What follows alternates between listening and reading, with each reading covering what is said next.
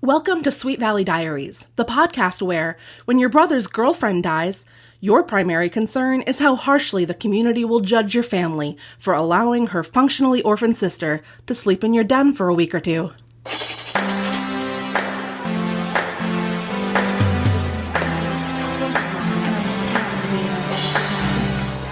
Book number 15, Promises. Somehow, Jessica will get rid of Betsy. That made me Miss America? I wish you could hear how good it sounds, because the audience is going to be like, oh my god, who is Marissa's guest?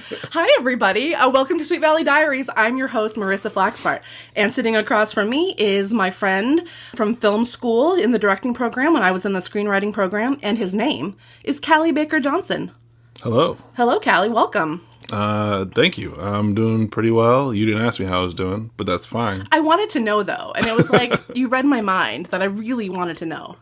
Cool. Yeah, I'm doing pretty good. I'm so happy to hear it. Me too. This is already weird. This is my first podcast. You're going to be a champ. Yes, I will. So, one question that I ask every guest that I feel like I should ask you as well is, was this your first Sweet Valley High novel? I'm pretty confident it was. I remember Sweet Valley High from when I was growing up. I remember the TV show being on in like the middle of the day on Saturdays or something like that, like after I watched cartoons. And I remember girls that I went to school with reading them. But I'm pretty confident I never read one. I think I may have looked through one or two at some point. Sure, there's so many of them. Yeah, and I get them confused with the Babysitter's Club. Yeah, that was another serial of the time. Yeah.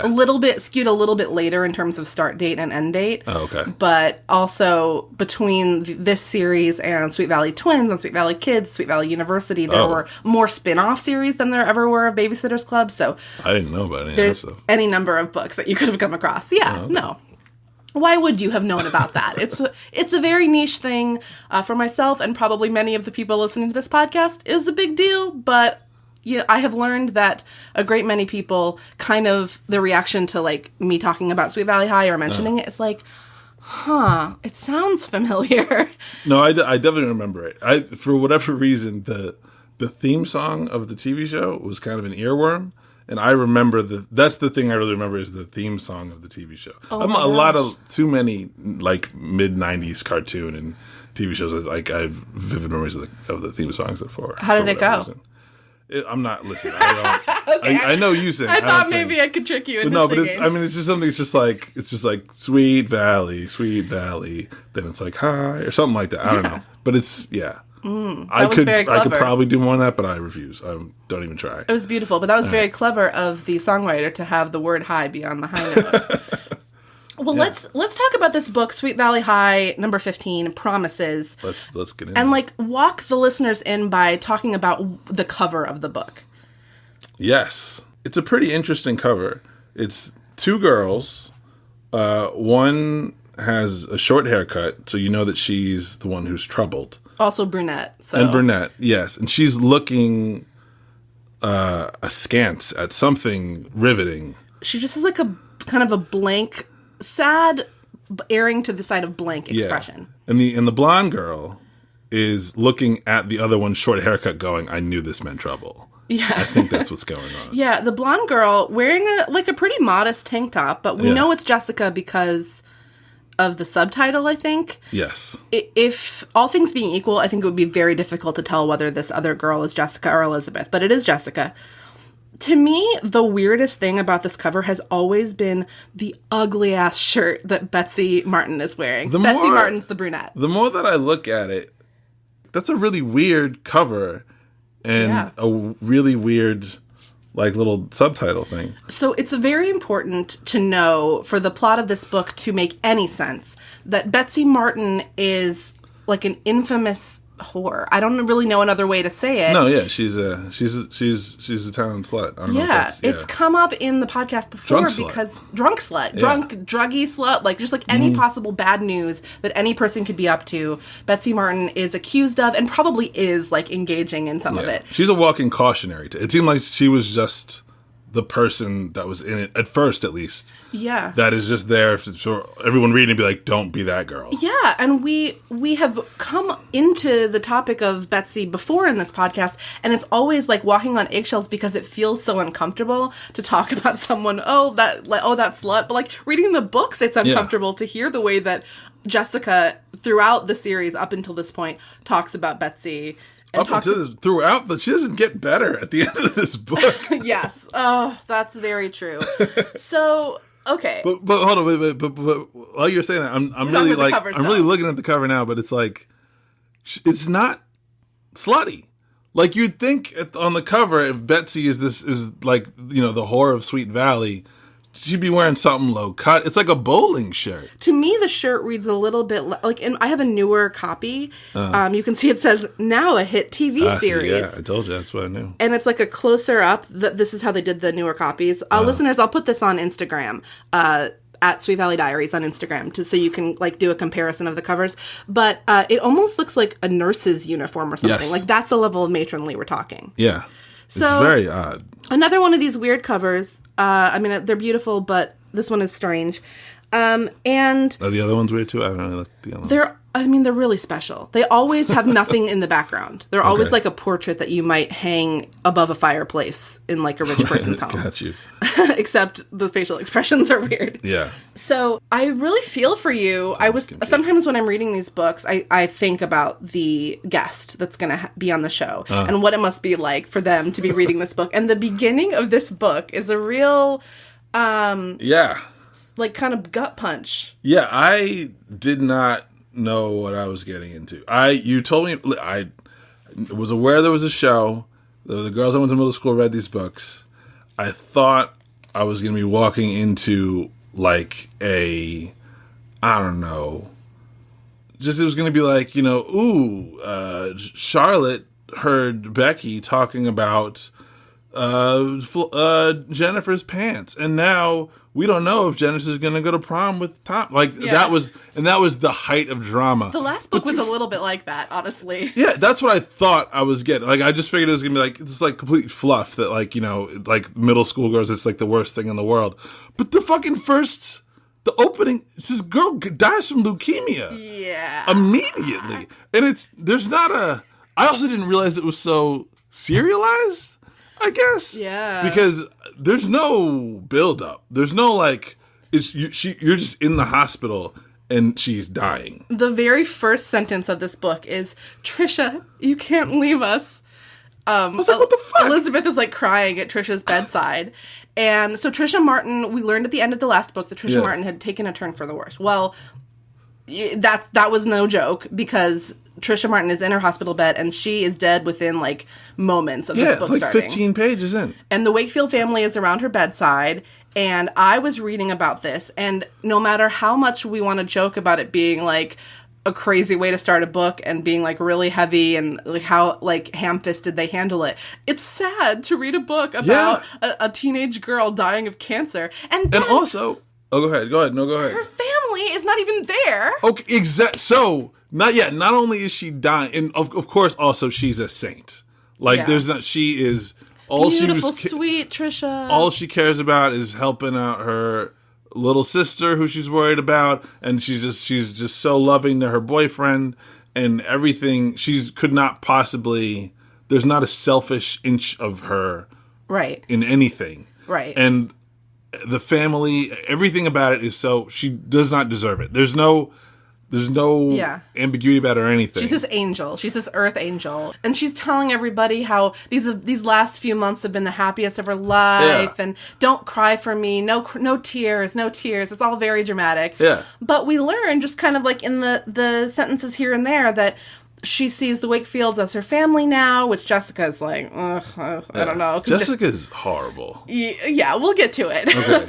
But even Jessica has to be a little bit like, and really admire Trisha in this moment. Yeah. In fact, an early candidate for forced metaphor, a sometimes segment that I do, but I kind of liked it, is on page 4. This is from Jessica's POV, and she says, But Trisha kept right on smiling in the face of death and showed the courage of a female Luke Skywalker. I was going to bring this line up to you if you didn't bring it up. I'm glad you did, better. A female Luke Skywalker. I mean, that's courage. There was another really dated reference in. Well, I mean, these books are old, but not yeah, with the other later ones. on in the book, Caroline Pierce, it's said that this gossip makes everything seem racier than a Bo Derek movie. Yes, that was the one. Yeah. But... And I was like, what 12-year-old girl reading this would have seen 10? Like, I don't even know. And also, are there other Bo Derek movies that were really racy? It's really just the one. That's what I thought when I read it. Was like, that seems like we're creating a category that doesn't exist. Yeah. Anyway, the point is that Trisha's dying. She's beautiful. And she's so noble in death and so strong. And even Jessica, the most cynical and cold-hearted of the Wakefields, cannot believe just how beautiful and strong Trisha is. And we find out that, like, nobody from her family is there. Her dad can't be bothered. Dad's an alcoholic. Her sister's not there. Borderline abusive, maybe. Sounds like. I don't know. Like, neglectful, for sure. At the least. And so the Wakefield family just kind of exits the room. It's like she closes her eyes to go to sleep, and it's like she closes her eyes for the last time. Like, they all know that she's dying, basically. Yeah. That was a little weird, too. It was like they all made it to her bedside with this surety that, like, she was going to be dying in the next, 5 minutes, 5 to 10. It was weird. You know? And... But honestly, I was so blindsided by all of the teen death this early. I was like, that's fine. I don't need to recap. Like, let's get past this. Yeah. Let's get past this. Get to the funeral in chapter 3. I was like eating a brownie. I was like, this is too much. But oh my god, as soon as Trisha dies and the Wakefields are out in the lobby, like, dealing with it, in runs Betsy Martin, her younger sister. She's like, Trisha, I'm coming to you. And they're like, young lady, you need to quiet down. And she's like, but my sister, she's dying in there.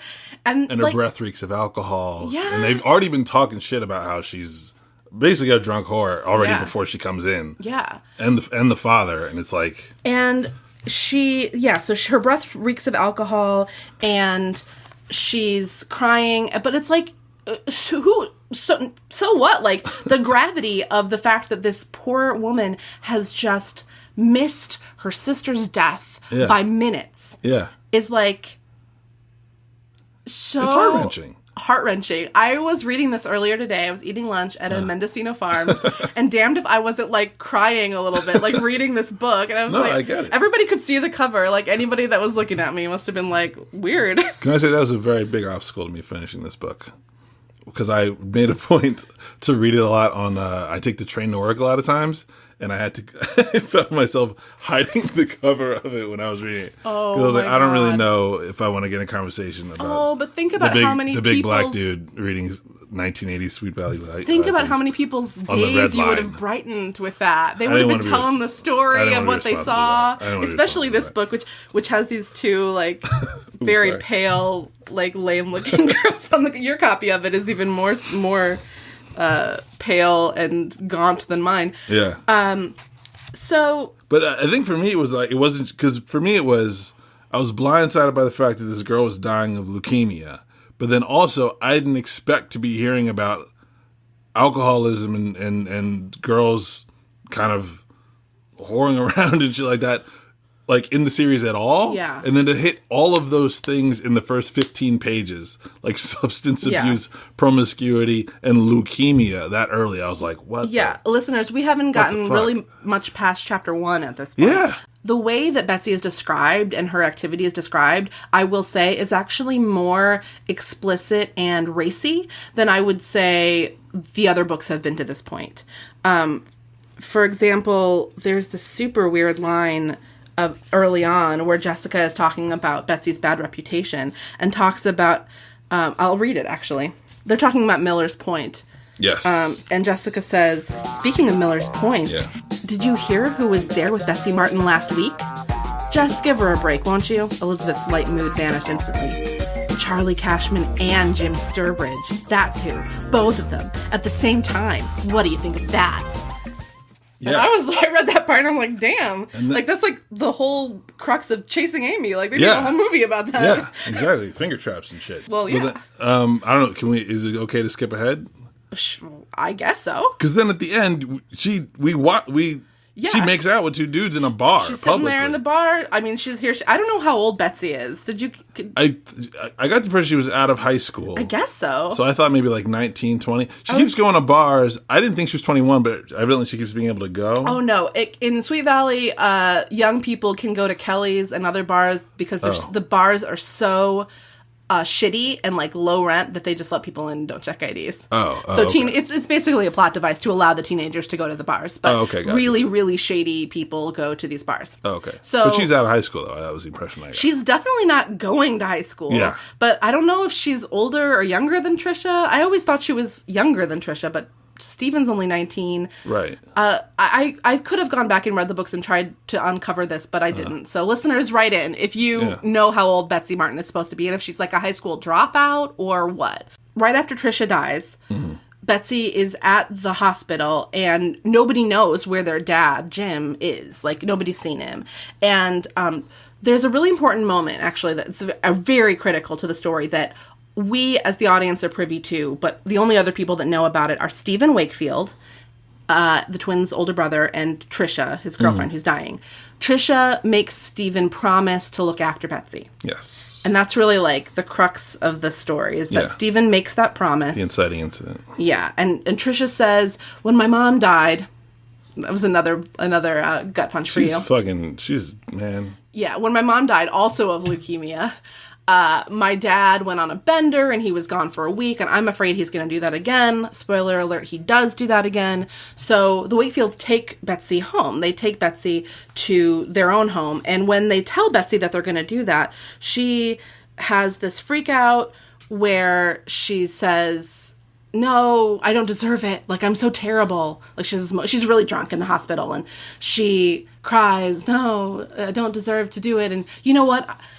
I missed her death, and this is the most terrible thing I've ever done, and I'm going to go clean. I'm never going to drink and smoke drugs or whatever she says. I'm never going to do it again. And Jessica's like, we'll see about that. To like aside, she pokes Liz in the ribs, basically, and is like, you believe this? And, of course, Liz is like, Jess, you're a horrible human being. But see, that's funny, because I think in chapter 1, when that happens, all this has happened in chapter 1, and me having not read any of the books, I was on Jessica's side. I was like, she's a realist. This girl is not gonna, this tragedy is not going to turn her around at 19, right, which is going to give up all these things that have been probably keeping her afloat for so long. Yeah. Something terrible happens in your life, and so you quit all of the things that have been... That would help you get through the terrible thing. Right. Yeah. That's true. The book almost operates under the assumption that people do... like drink and do drugs, like a teenager would only do that just for the thrill of it and not to sort of like self-medicate. Right. Like, there's much larger issues, and all you had to do if you have all these other things going on is have a worse thing happen, and then you're good. Yeah. Somehow that's the way people... Yeah. They're saying it's like a wake-up call, I guess. But and I do believe in like rock bottoms, but it did not seem to me that this was... I not to say that losing your sister is not a horrible thing to happen, but it did not seem like... I was with Jessica. I was like, this is not going to be the change of behavior. Well, and Betsy's not presented as someone who's particularly stable emotionally. It's would be pretty impressive for her to hold up. And Jessica sees that too. Jessica's like, no way is that trash Betsy Martin going to be able to stay on even keel. Right. From here, they go to the funeral. Like, there's no Martin family at Trisha's funeral at all. That was weird. Yeah, it was fucking... If I was Betsy, I'd be drinking too, man. Like, it's just fucking... Her family sucks. Yeah. And Jessica is sure that she's going to find out that Betsy has some drugs. Like, she's complaining to her friends Lila and Kara over lunch. She's, like, really sad. And Kara says something like, Jessica, what's wrong with you? I know you're not just upset about Trisha. You didn't really care that much about her. And Jessica's, finally says...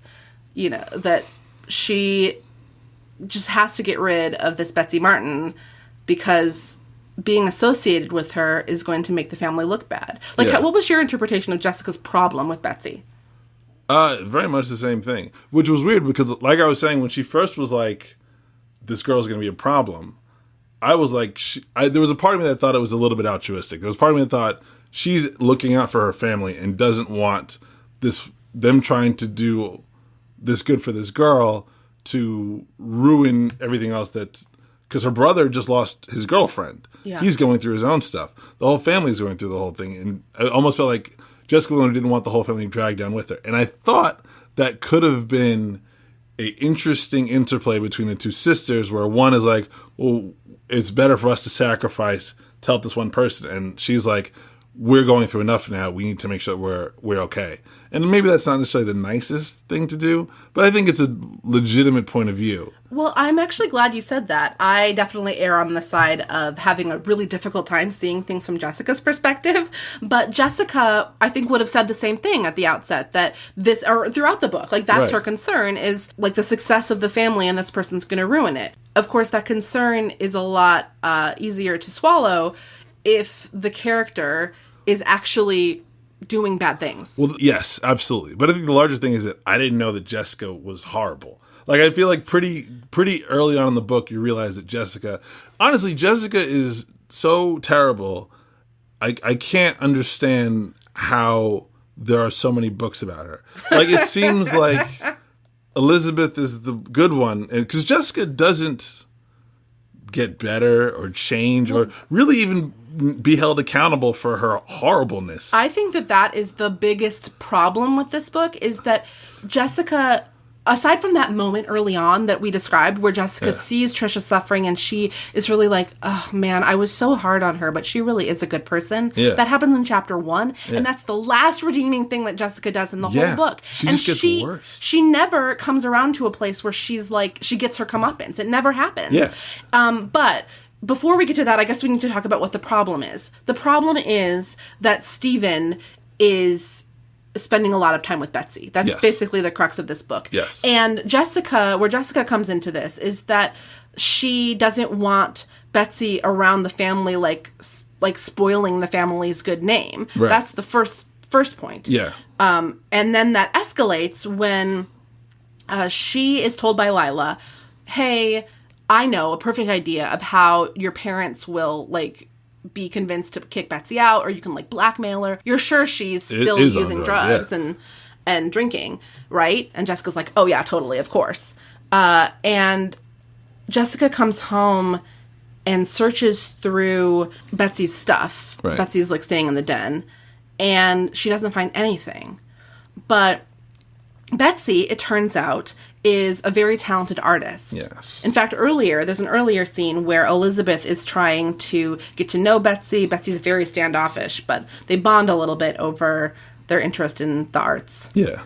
And Elizabeth sees that Betsy is an amazing artist. Yeah. She's like draws Portrait sketches. Artist. Portraits, yeah. And they're really beautiful. She has a beautiful one of Trisha, and she has one of her mom. And so a few chapters later, when Jessica goes into the room, Jessica hasn't seen these portraits. She's heard Elizabeth brag about what a good artist Betsy is, but Betsy's very private about her art. Right. So Jessica, like, snoops through Betsy's private art and finds a picture of Stephen. Dun, dun, dun.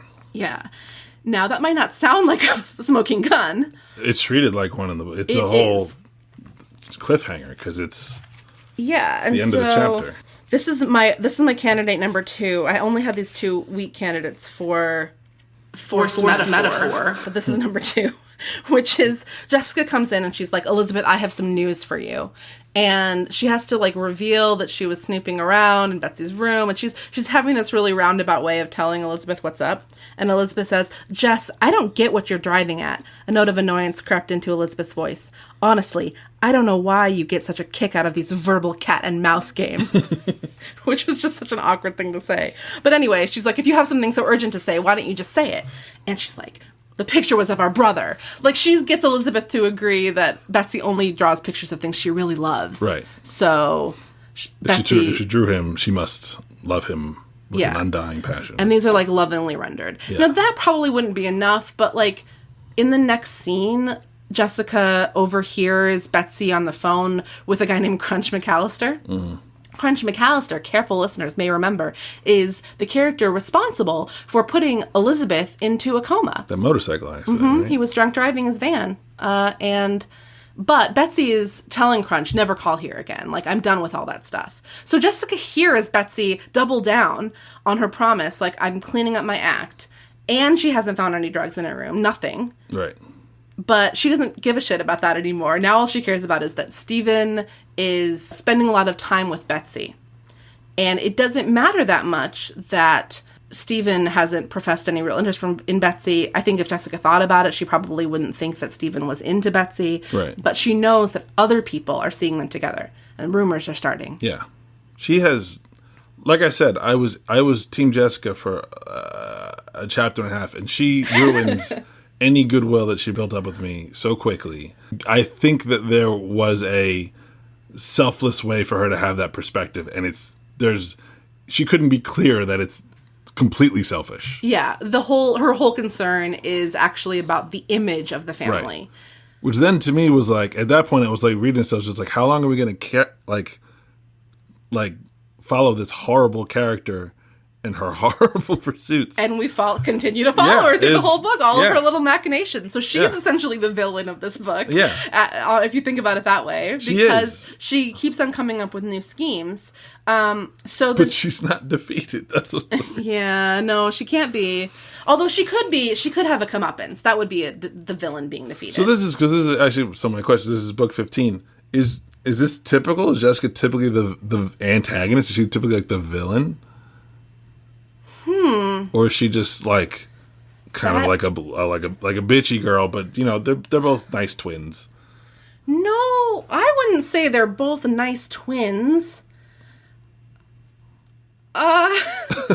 It's a hard question for me to answer. I know we've got a lot of Jessicas out there that are wanting me to say that. Listen, Jessicas, if I can talk to you directly, you know, no one's mad at you.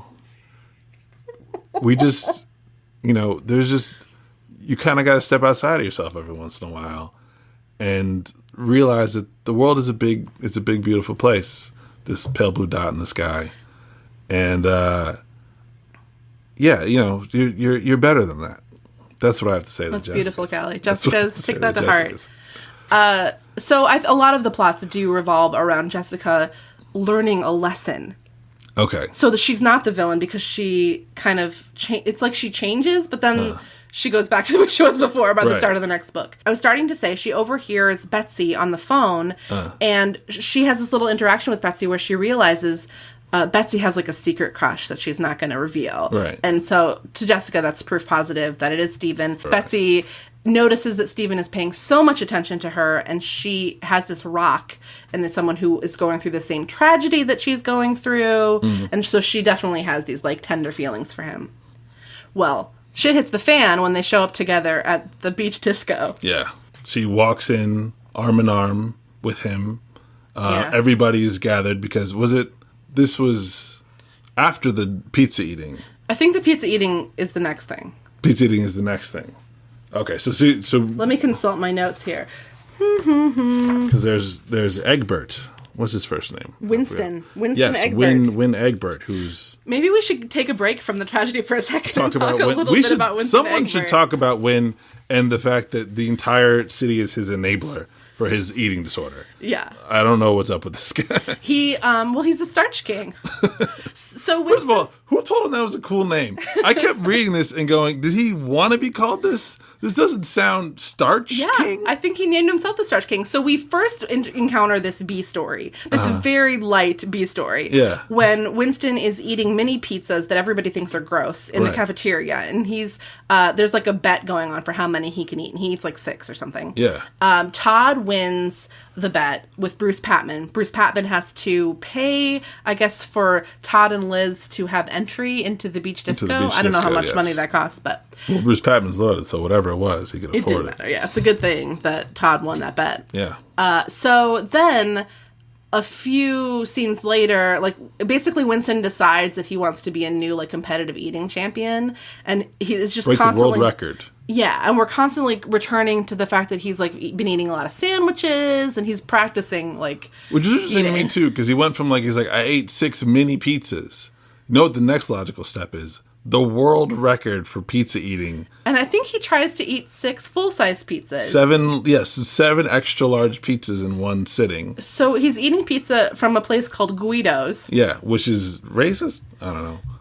Well, that's a real name that people have, but maybe it was a poor choice. I grew up in New Jersey, so if you want to say something disparaging to an Italian person, you call them Guido. Well, I thought of you and your New Jersey background when I read a certain passage of this book describing the famous pizza at Guido's. Let me pull it up here. Yeah, first of all, they're in California. There's no way the pizza's that good. Well, yeah, so we're here in California where famously it can be difficult to find a pizza that is good. Yeah. Especially Italian, or especially like New York style pizza, yeah. I would say. If you want to go like gourmet, like pizza, or the kind of pizza that one might have in Italy, like you can go to like specialty places. Neapolitan, stuff like that. But if you want just like a good slice. Yeah, it's a challenge. I've actually, I found some places since I've been here, but there's not a wealth of them. So I'm skeptical. Here's a passage where Elizabeth describes the pizza from Guido's. Most visitors, especially those from big cities, were skeptical when she told them that the little town of Sweet Valley boasted the best pizza that side of the Rockies. But one bite of a Guido's Deluxe, and they were converts. Some people claimed it was the brick oven that baked up such a perfect crust. Others said it was the secret tomato sauce recipe. Whatever the magic ingredient, no one could resist a Guido's pizza. Least of all Winston Egbert, who was now on his 5th pie. Bullshit. I know it is a little bit bullshit. There's no way that people from all over wanted this pizza. This is like Beverly Hills, basically, right? They're in California. I think they're in Orange County. Orange County, oh, okay. Yeah, bullshit. I lived in Orange County. The pizza's not good. It's not good pizza. So I think that was a one paragraph in an entire chapter that when I was reading it, I was like, what the fuck is happening now? It's really weird because the book itself is so plot focused. There's like, you read a lot of novels. There are like kind of these flights into people's hopes and dreams and all these detail about this. The one passage in the book that kind of does that takes this one thing and explores it for a second, is people talking about this pizza. It's really weird. And suddenly... it's in like the third act. It's like... Yeah, suddenly it's chapter 11 of 14, and this entire chapter is about Guido's Pizza, and it explains in detail, like, this is where Enid was sitting, and Enid ordered a pizza with peppers, onions, and tomatoes. Yeah. And that was more toppings than Winston was going to get on his pizza, and then, like, oh, here comes Annie Whitman and her boyfriend, Ricky Capaldo. Like, oh, come on over here, sit with us, guys. And it's just like pages of filler. Destroys all the momentum, the dramatic momentum of the thing. And so I'm thinking like, oh, is something dramatic going to happen at the pizza place? No. Winston throws up. Winston loses. He loses. Yeah. Yeah. Which, who cares? Like, even the character's just like, well, he did a good job. Yeah. He tried. It's really, I don't even know why that's in there. I mean, there's the other like C storyline that we later find out is a big teaser for the next book. Yeah. But, like, the Winston storyline doesn't even really pay off in any way. And so, like, as long as we're talking storylines, the C storyline is also a real mindfuck. Yeah, because it's, again, death. And just death. So we just find out casually that... Olivia Davidson is walking around. She's the school newspaper editor or something. Yeah. And so she's looking for her boyfriend. And her boyfriend, it's like he lets out a cry of anguish in the cafeteria. And it's like, what happened? And apparently his mom has had a heart attack. Yeah, suddenly. Roger Barrett, famously a very poor working class guy who has no father. The heart attack was so weird, I guess, that she has to get flown to Florida. For the surgery? That's why she was in Florida. Okay. And then there's a scene at the beach disco. There's this moment where Jessica doesn't want to dance with Winston, so she's like talking to Kara, like, oh, guard me from Winston. And Kara says, so because I'm your very best friend, I'll guard you from Wynn's 2 left feet. And what's more, I'll also tell you the very latest on Roger Barrett's mother. Oh, yeah? What's happening with her? Jessica asked curiously. She's in a coma, Kara announced the news as if it were her own private discovery. That was the one time I laughed out loud while reading the book. It's like this, I had to read, I highlighted it and I felt like it was worth reading. Yeah. Because it captures the tone with which these characters deal with these things. Yeah. Kara and Jessica specifically. Listeners, if you didn't listen to the extra drama episode for the Misha Stanton book, book number 13, Kidnapped, we read this ridiculous passage. Oh yeah, Elizabeth got kidnapped a few books ago. So you gotta listen to my podcast, Callie. It's really a whirlwind. Well, now that I'm on it, I didn't want to prime myself. So shouldn't she be in like PTSD therapy through this whole book if she just got kidnapped? Through the whole series. I mean, really. You remember how she was in a motorcycle accident several books ago? Yeah, that was also Elizabeth. And nothing happens to Jessica, right? Elizabeth, is that the whole thing? She's the good one, so all the horrible things happen to her. That's weird. That's an interesting message that we're presenting. One of many interesting messages, and one of them is this callous attitude towards other people dying. Yeah. But back in the bonus episode for Kidnapped, Jessica and Kara had this really weird conversation about how Kara can date Steven after Trisha dies. And it's in this really casual tone that is upsetting. And here we're back to that same, like, she's in a coma. Can you believe it? Oh my God, somebody's mom's gonna die. And we'll get back to it, but something important happens at the beach disco. A new character is introduced. Do you remember? Now I'm trying to think. A new character at the beach disco. So Steven and Betsy show up together. Oh, that's right. Steven's friend. Steven's friend Jason comes too. Jason, that's right. Yeah. And at this point, something that I think is super interesting about Betsy comes to light, which is she knows that her reputation is bad, and it's such a chip on her shoulder that she assumes that any man who talks to her, like, wants to have sex with her. Yeah. And not in, like, a haughty way or, like, a she thinks so much of herself way, but in a every conversation I have with a man must fundamentally be transactional. It's a burden. Yeah. Therefore, I can't trust any offer of kindness from a man. And I think that's key to the whole thing between her and Steven, because she knows she can trust Steven because Steven is supporting her because of Trisha. Like, there's a clear through line. Well, she doesn't know that. I feel like that's a big part of it, is that she doesn't know that Steven made this promise to Trisha. That's true. That is important. I guess what I mean, though, is that Trisha and Steven, like, Trisha trusted Steven. Right. So therefore Betsy feels like she can trust Steven. But this Jason guy teaches an art class, and he's clearly like kind of likes Betsy, but wants to help her. Yeah. You know, and he doesn't know any of the rumors about her. He's a friend of Steven's from college. Right. And he doesn't really care. He's a good guy. Yeah. And just like, he's kind of a nerdy guy. Yeah, he's like skinny, he's got glasses, but he's But everyone, cute. all the Wakefield say he's the sweetest as a sweet person can be. And could have absolutely nothing but good intentions. So this idea is elucidated by Steven a little bit later when Betsy agrees to go to Jason's art class, and Steven is explaining to one of his sisters where Betsy is, and like somehow Jason was really kind to her even though she was kind of a bitch to him. And Elizabeth's like, why? Jason's such a nice guy. Steven says, the nicest. But to Betsy, no guy is nice. She's had such bad experiences with men from her father on down that she doesn't trust any of them. It's like, aw, Betsy. Yeah. I thought that was weird, though. I shouldn't say that. What was weird to me was the idea. I felt like the author was saying, almost, keep your purity. Don't sleep around, because then it'll ruin any chance you have of actually meeting someone nice. Yeah. And even if you do meet someone nice, you won't be able to tell. Yeah, I think that is kind of I don't know if that's something... a good thing to tell people. No. Yeah. Yeah, no, I don't think so. So, yeah. It's like, definitely a problem. I also think I do think there's some truth in it.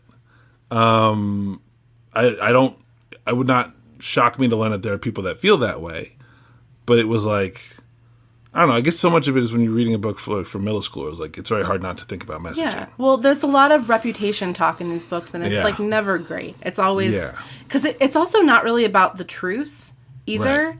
So it's like, who cares what you actually do as long as people don't think that you sleep around. Right. Because, well, we'll save because for the Well, you know what? I'm going to do something I've never done before. We're going to take a mid-episode detour into the part of the podcast where we talk about boys. Oh. Boys are beautiful boys, are beautiful boys. I'm in danger of losing my head. Because I gotta say that Jessica, for all of her talk about trashy Betsy Martin, has a scene in this book where she walks into the beach disco with a guy on either arm. Yes. She's got Neil Fremount, who's a new boy in town, on one arm, and Aaron Dallas on the other arm. And then she's like, either of you boys want to dance, you know? But she, like, walks them together. And it's like, bitch, just a minute ago, you were talking about how Betsy Martin was a slut for being with two boys at once. Yeah. And I mean, sure, she's not doing anything with these boys. Jessica's not. But, like, you don't know what Betsy was doing either. Maybe she was looking from side to side, like, so, who wants to do this? That's true. That's a good point. Although I will say, I don't know if I can find this, but there's a line early on where Betsy is lamenting her own reputation. And she says something like, everybody just thinks that I smoked everything and did everything. And then she says, and it's all true. Yes. Okay. I love it's that. True. Well, as long as we're talking about boys, I have a couple more thoughts about boys. I always have thoughts about boys. Great. That's on camera. That's on tape now. Here's a little moment about Roger Barrett.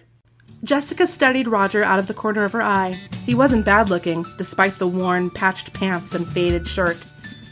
His shaggy brown hair framed a strong face, and his athlete's build was apparent even under his loose clothes.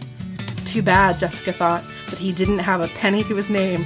Otherwise, he might well be high on her list of desirable boys. Yeah. He's not ugly despite poverty. Too bad. Too bad, she thinks.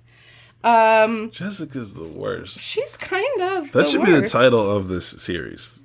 Jessica is the worst. I have some follow-up also on a guy named Nicholas Morrow, who was the topic of the last book. Okay. In this book, Todd and Elizabeth go to someplace called the Box Tree Cafe for lunch with Nicholas and Regina Morrow. Callie, I'm right. sorry that doesn't mean anything to you, except that you read that sentence in this book. But listeners, think about that lunch. I'll explain it to you later. That is a weird thing, though, because you'll be reading it, and then they'll just throw, like, 4 or 5 full government names at you in a sentence. And for someone who's doesn't read anything, I'm like, who, what? Some of the names in Who are this these book people? were unfamiliar to me, actually. Yeah. So, You need a diagram of all Nicholas the and people. Regina Morrow are brother and sister, so it's sort of like a double date Oh, between wait, Todd what? and Elizabeth and Nicholas and Regina. But also Elizabeth and Nicholas went on like a secret date in the last book, and Todd was Oh. really pissed about it, understandably. Yeah. But they didn't even mention that in this book. That's why, they mentioned that Jessica had a crush on Nicholas, but not that Nicholas and Elizabeth went on this date. And it was the whole topic of the last book. Yeah, that seems like it should I be think like a book this into its own or something. ghostwriter didn't read the last book, maybe. That would make sense. I don't think there's a ghostwriter credited in this book, is there? I just think about the movie Young Adult with Charlize Theron, where she's a ghostwriter for a very similar kind of teen book line. Yeah. And I remember reading this and just going like, how much of this is just someone just like, I don't give a shit. Just like, we're 3 pages short. Talk about pizza. Let's just talk about pizza. That chapter definitely felt like we're 3 pages short, or we're 10 pages short. We need to have a pizza contest chapter. Like, explain where they were sitting a little bit more. Like a lot of this, because also it's like most of the book is on the back cover. Like there's not like a ton more that happens. It's a thin plot. Yeah. But yeah, do you have any boys' thoughts? What I thought was weird is that we didn't hear more about Neil Fremont, actually. Because it seems like Jessica goes and plays tennis with him. Yeah. She's one of the people that goes into the beach disco. And, Elizabeth's in this committed relationship with Todd, I couldn't get a gauge on Todd. Because he seems fine. He doesn't do anything wrong. He keeps consulting Jessica, which Elizabeth doesn't say anything about. And it's like, Elizabeth, you should probably get to the bottom of that. I don't know what's going on. But the book does reference that Elizabeth doesn't like it when he does that. Right, but she doesn't stand up for herself or say anything. In this book, she doesn't. Oh, all right. Well, I'm glad to know that she sticks up for herself a little bit later. Although, also, he's probably right.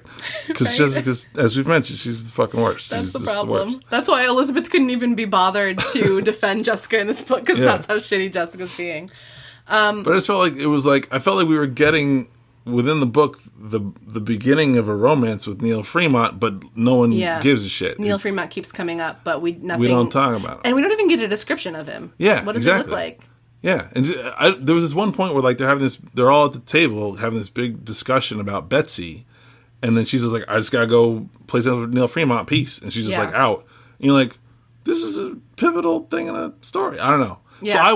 So for boys, I wanted to know more about Neil Fremont. I agree with you. Is he dreamy? What are his eyes like? Yeah. How much poverty did he have? Because Jessica has a poverty ceiling. Are they like the ocean, or are they like the sky at dawn? That would be weird. Exactly. They like Lisa Frank marbles. Like, is it like what exactly? What kind of 90s nostalgia? Yeah. Is his hair like spun gold, or is it like polished chestnut? You know. A beautiful boy is a beautiful boy is a beautiful boy.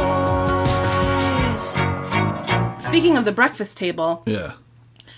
Betsy goes to this art class, and she freaks out because, what's his name? Jason has asked her on a date of some sort at the end of the class, and she was just like, I knew it. He never thought I was good. He never thought I was good at art. Right.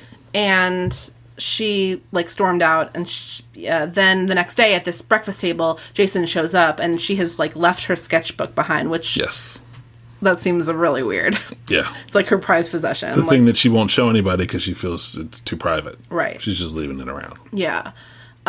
So he comes back, and he's like, I gotta tell you about this exciting thing. It's like, have you ever thought about going to art school? And there's the LA Academy of Fine Arts is having a contest of some sort for admission. One of the best art schools in the country, if not the best, we're told. Yeah. It's one of those things where they just have a contest, and the winner gets a full ride. This is where I'm like, did Betsy graduate from high school? Like, do you have to have a I don't think so. It seems in this universe, higher education is a sweepstakes. Yeah, it's a contest. Yeah, it doesn't. You don't need to have education before.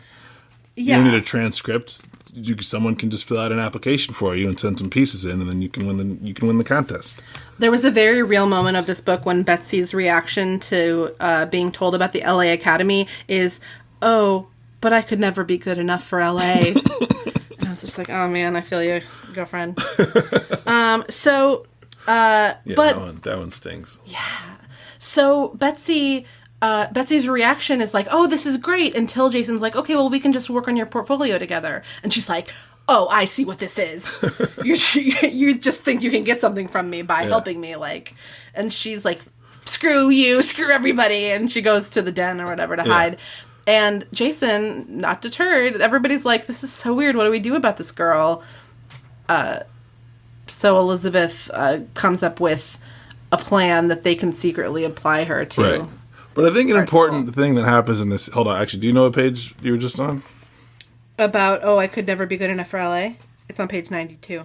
Because, she flips out on Jason, says, "I knew all you wanted from me, this one thing," and she storms off.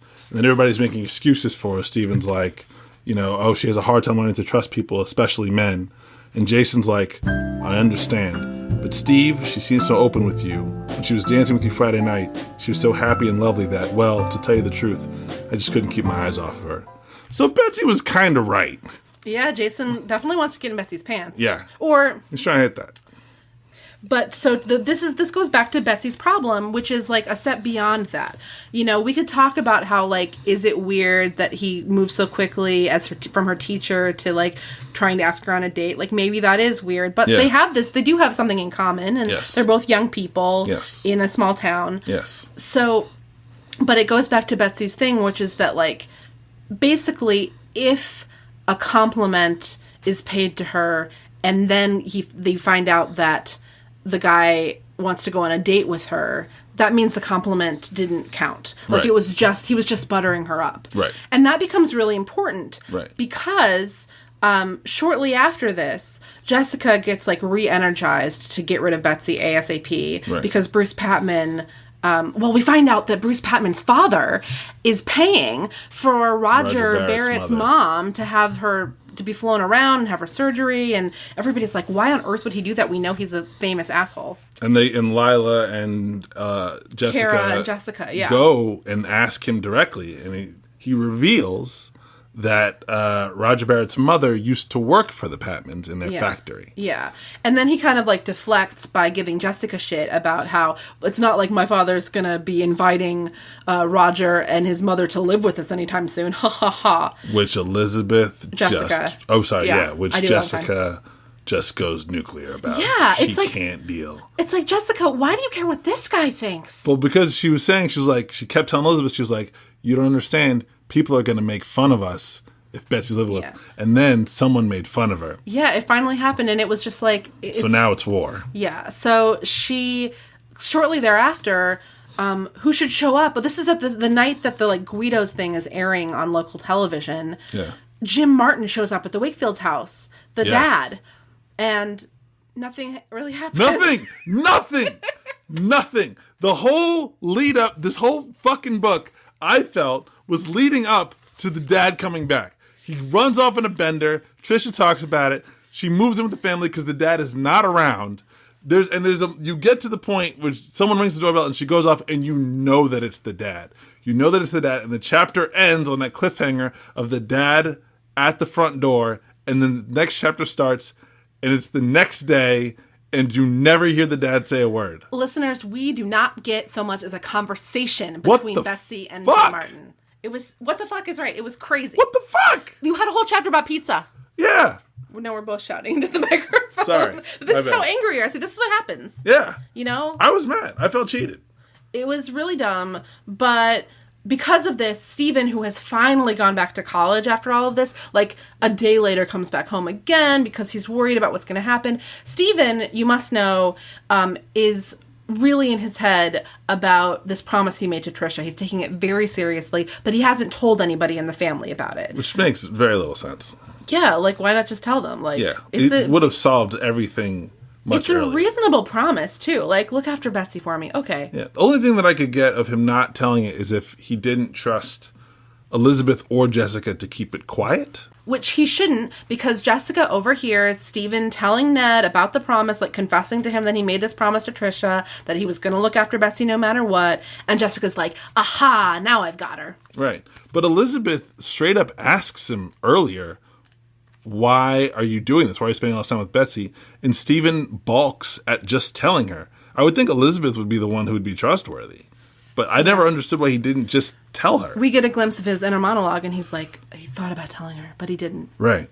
So, we've been really hard on Jessica in this book, and listeners may be feeling like we're going overboard. So I wanted I wanted to read a bit of the scene where Jessica tricks Betsy into leaving. It's very, very Machiavellian. Yeah. So Jessica knows that Betsy's in love with Stephen. Jessica knows that Betsy doesn't know that Stephen has promised Trisha to look after her. And that is a big part of why Stephen has been spending so much time with Betsy. Because I don't know that we've actually said, you get the impression that Betsy does think that Stephen is returning her feelings. Yeah, yeah. We know that Stephen isn't really. Nothing's happened between them, but right. I mean, they've spent a lot of time together. Yeah. They've danced together. And I would think for somebody like Betsy that this would probably feel more like a real romance than anything she's ever experienced in her life. It would make a lot of sense for her to feel that way. She's hanging out with these awful guys at, like, Kelly's bar. Crunch. They don't even have real names. Okay. So Jessica walks in on Betsy drawing, and Betsy is startled. I guess you were pretty caught up in your drawing. I was too, actually. It's almost like magic, the way you can bring things to life with a few charcoal lines, Jessica flattered. Oh, it's not so amazing, Betsy said modestly. It's just a matter of practice. I've been doing it practically forever. All I know is that I could never draw like that. Betsy blushed shyly. Sure you could, she insisted. You're good at everything you do. Tennis, cheerleading. Why, you're one of the most popular girls at Sweet Valley High. I bet you could do almost anything you set your mind to. This bitch. You're darn right I can, Jessica thought. And what I want to do most is to clear some trash out of this study and out of my life. She's the worst. Clear some trash! She's horrible. I'm not done, though. But she forced a smile. That's sweet of you to say, she gushed. But I haven't really done anything that impressive. Not like you. I mean, Look at how you've gotten yourself together after what you've been through. You've really straightened yourself out. Well, I can't tell you how much your family has helped, Betsy said gratefully. A faraway look came over her face. Especially Stephen. Excellent, thought Jessica. Like Mr. Burns, she's arching her fingers. Excellent. She's fucking... She's playing right into my hands. I could go on because the scene, she's the like scene goes on Dr. from Doom. there.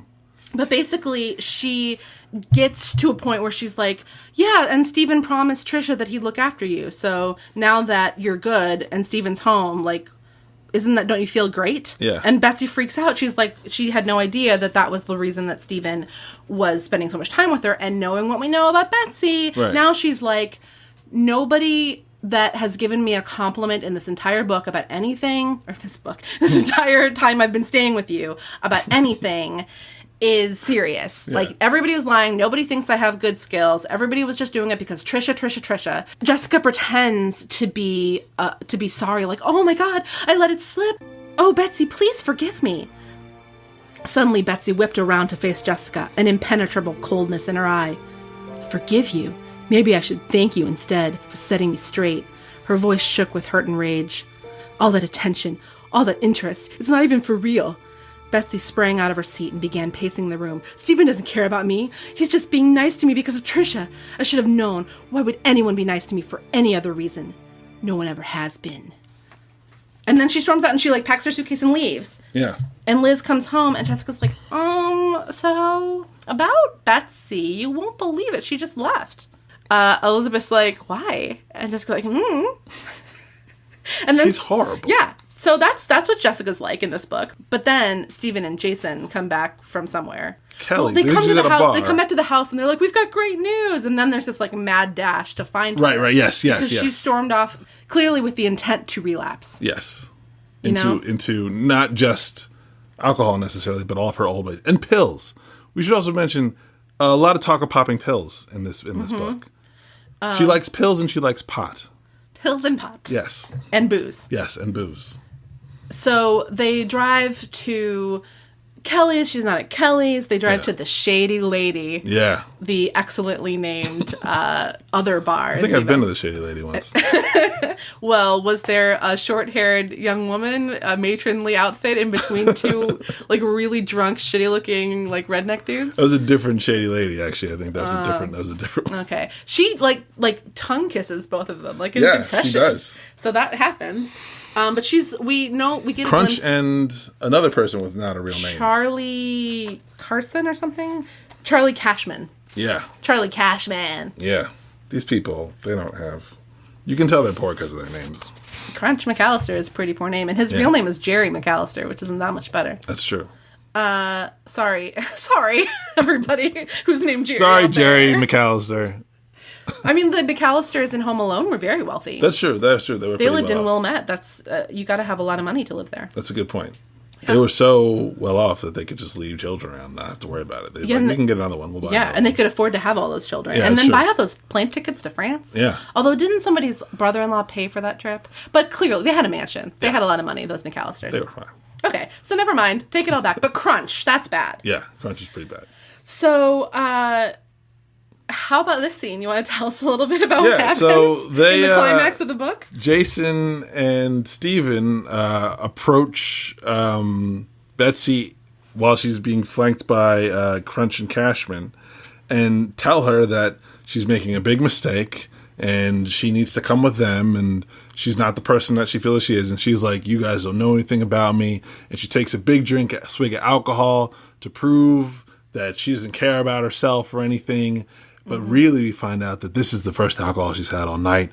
And really, it's just hurt and anger inside of her. And she hasn't really gone back to all of her old ways, really. She's just so sad. Exactly. And then Crunch tells Stephen and Jason that she doesn't want to be with them. Yeah. She wants to stay with him and that they need to leave. Mm-hmm. And they're like, we're not leaving without her. And Crunch is like, well, then we're going to have a problem. Yeah. And then Jason turns into a ninja and whoops the ass of Crunch. Yeah, there's a big... For no fucking reason. It might be Cashman, though. It might be Cashman. Is it Cashman? I think he might murder both of them. I think he just uses some Jackie Chan shit and just fucking, they're both over. So, he ends both of them. Like, first, Steven, there's a big four-guy fight, and Betsy is like, don't stop. Like, she's trying to get these guys that she's with, in fairness to them, like, they're trying to defend her. Yeah. Like, two dudes come in and they're like, come with me. Like, just because they look like losers doesn't necessarily mean you should just let her go with them. Exactly. But then when Cashman gets up to, like, punch Steven, Betsy's like, no, don't. And then Jason gets up, and they're like, he's so skinny that, like, he's no threat to anybody. Right. And Betsy's like, oh, God, why is he getting himself involved in this? He's just going to get killed. But he, like, dodges a punch. Yeah, it was... Oh, wait, here it is. Charlie curled his upper lip at Jason. Well, don't say I didn't warn you. He went for Jason's nose, but just before the punch connected, Jason deftly swerved his head out of the way. Charlie pitched forward from the momentum of his empty punch, and Jason swiftly hooked his left leg around Charlie's ankles. Jason hasn't done shit for the whole book. Where the fuck this is coming from? Charlie tripped and landed face down. He got up quickly and rushed at Jason, his teeth bared. As he lashed out again, Jason grabbed Charlie's outstretched arm and flipped the large boy right over his shoulder. Like, what the fuck? Yeah, pretty exciting. I was... Whoa. But we found out why he did that. He has a brown belt in karate. Oh, well, obviously. About to take his black belt test. Yeah. Because if they just said that he was a black belt, this would have been unbelievable. Did we say that Betsy got into art school? Betsy got into art school. Yeah, so that's like the good news they have. Yeah. And then there's like a party for her that wraps everything up. But wait, hold on. I want to go back to Jason for 1 second. Okay.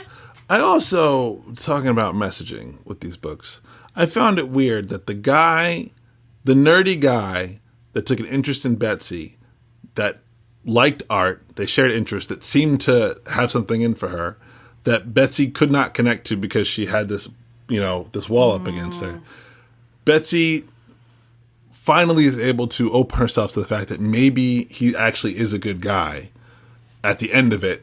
After he beats up two dudes. Yeah. I know what you mean. I feel like the book tries to make a little bit of a case that it's not the heroics of like the fighting that Betsy likes, but the proof that he really must have meant what he said when he complimented her, because clearly he does care about her. And she got into the school. Yeah. Oh, and that's a big thing too, that he went ahead and did all that without any promises from her of anything. Yeah. So, and she points out that like she asked the other guys not to get involved in this fight. Like, so Steven and Jason didn't really start the fight. Right. But yeah, I agree with you. It's not great that's... I thought that was a little weird. Yeah, it was a little like a toxic masculinity kind of a thing, you know? Yeah. Like, well, these dudes got to get in a fight. Yeah. And now he's a real man, and now he's a fittable suitor now that he's punched some other guys out. Yeah. Well, I mean, that pretty much brings us to the end of the book. There's a party to celebrate Betsy. Yeah. And then Jessica doesn't have any sympathy at all for anything. Lots of people, like Betsy apologizes to Steven to Jason for being so moody, and Jessica's just like, oh, this mushy bullshit, I hate it. but doesn't apologize to anybody, and nobody finds out what a shitty thing she did. She doesn't get in trouble. Yeah, and actually, because they have the 2 lines like on 146 that are just like explain away all of Jessica's things, all the horrible things that Jessica did. And it almost feel like the way that if they had not addressed it, I almost feel like it would have been less egregious. Yeah. Do you know which lines there? It's like Steven had threatened to ship Jessica off to the middle of the Mojave Desert with no food or water. Jessica had retaliated by claiming that Steven had left her out of the plan to send Betsy's drawings to the LA Academy and had let Elizabeth in on it because she loved Elizabeth more. But now brother and sister laugh spiritedly as they toss a frisbee back and forth. So somehow that was equivalent. Now brother and sister laugh spiritedly. Yeah. So somehow the fact that Steven didn't tell her about their plan to try and get Betsy into the academy was equal to the horrible shit Jessica did. And then, we're even now. Yep. This family sucks. Agreed. It's not just Jessica. It's the family. Oh, well, I don't know if I agree with that. Well, they're enabling her to a large extent. Oh, yeah, you're right. Okay, I agree. So, last page of the book, Oh, yeah. Just when things are getting good and everybody's having fun and it's all great, Elizabeth comes out with a dazed expression on her face. You want to read this with me? Yeah, I can do that. Who do you want to be, Jessica or Elizabeth? I want to be Jessica. Okay. Can I use it like a demon voice? Mm-hmm. I don't know if I can actually. I'll try. Liz, what's wrong? That's how I heard Jessica by the end of this book. That's what she sounded like. All right. Liz, what's wrong? You look like you just saw a ghost. It's even stranger than that, Elizabeth said slowly. Olivia Davison just called. Roger's mother died this morning. Gee, that's too bad. Jessica shook her head. But it's not that surprising. That wasn't all Liv told me, Elizabeth continued. Jessica, you're not going to believe this. Try me, Jessica said impatiently.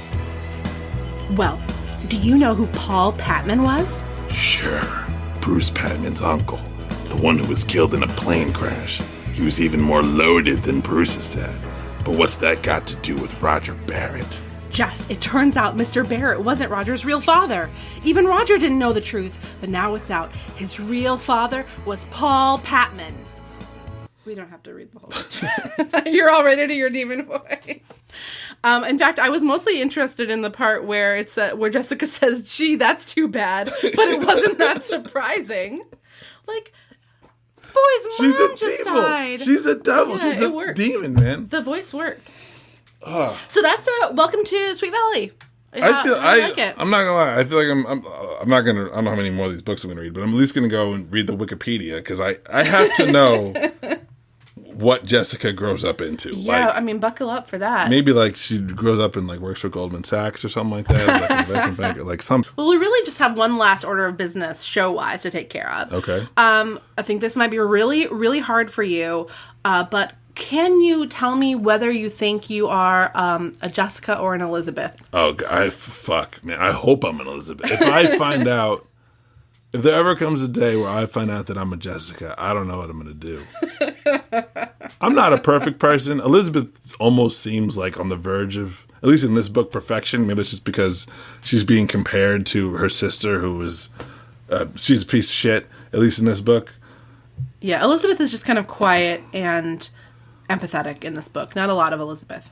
I think in chapter 1 or 2, I think I would have said I was Jessica because Jessica almost seems like a pragmatist. Mm-hmm. And Elizabeth is kind of like this almost naive idealist about the way that things are. And there's a degree of it where I was like, Jessica knows the way, she knows what's going on in the world. Yeah. But no, she's just terrible. God, I hope I'm Elizabeth. I really hope I'm Elizabeth. I think hoping is at least half the battle, if not more.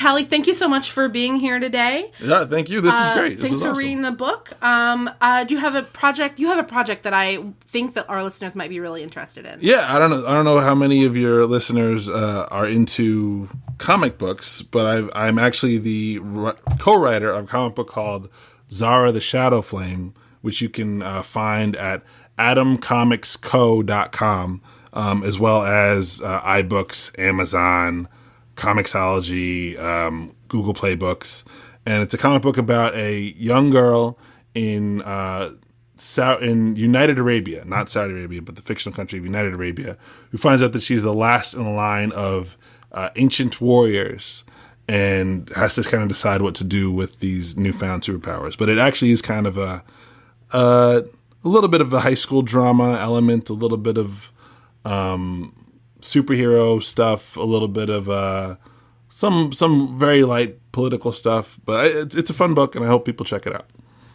Me too. I'll put a link to that in the show notes, everybody. That'd be great. Thank you. Thanks so much to Jocelyn Schofield for Beautiful Boys.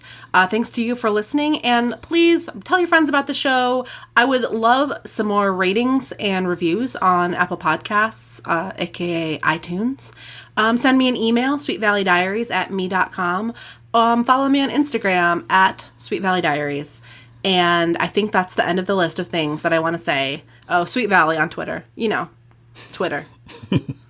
And Callie, thanks again. Do you want to tease us for the next book? Thank you. Oh, yeah, absolutely. So, for anyone who's dying to know what's going to happen in the next one, just As a heads up, now Roger is as rich as Bruce. But how much will he have to change to fit into the Patman's world? Find out in Sweet Valley High number 16, Rags to Riches. It's a great title. It's just a really brilliant title. I don't know how they came up with that. I'm gonna relax and I'm gonna settle into this. This is normal, just relax and let it happen. Yes. Let it wash over you, the podcast experience. I can do that. I'm glad to hear it. I think it's one of those things. It's like whenever you're on camera or anything like that, like you just need to take a second to stop from being so aware that you're being recorded, and then you're fine. Definitely. It'll just take me a second. But I I'll have be that every week too. Yeah.